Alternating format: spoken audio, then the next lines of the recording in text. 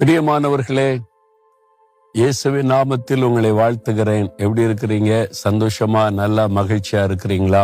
யோபு 9:10 ஆராய்ந்து முடியாத பெரிய காரியங்களையும் எண்ணி முடியாத அதிசயங்களையும் அவர் செய்கிறார். நம்மை உண்டாக்கின தேவன் எப்படிப்பட்டவர் தெரியுமா? ஆராய்ந்து பார்த்தா கூட கண்டுபிடிக்க முடியாத அளவுக்கு அதிசயம் செய்கிறவர்.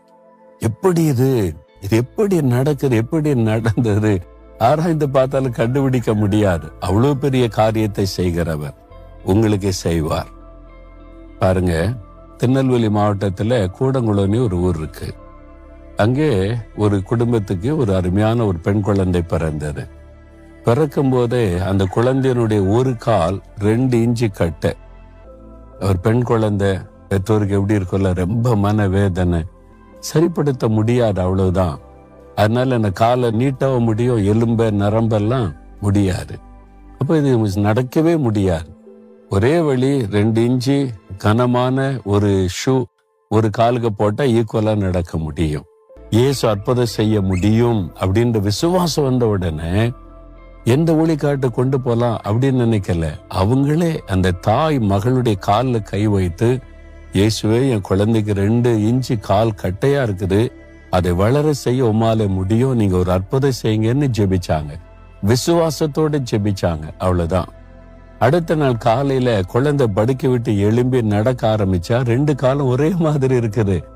எப்படி கிரகிக்க முடியாது, மருத்துவத்தால விளக்க சொல்ல முடியாது.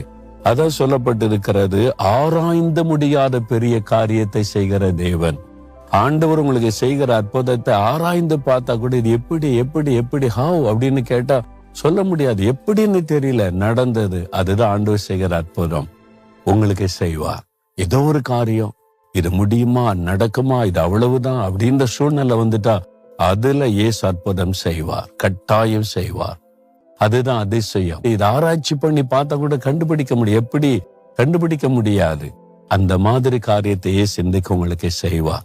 உங்க குடும்ப காரியத்துல, பிசினஸ் காரியத்துல, வேலை காரியத்துல, ஏதோ ஒரு காரியத்துல முடியாதுன்னு நினைக்கிறீங்களா, ஆண்டவர் முடிய செய்வார். விசுவாசத்தோட இன்னைக்கு சொல்லுங்க, ஆண்டவரே, நீங்க ஆராய்ந்து முடியாத பெரிய காரியத்தை செய்கிற தேவன், எனக்கு செய்யுங்க இந்த காரியத்தை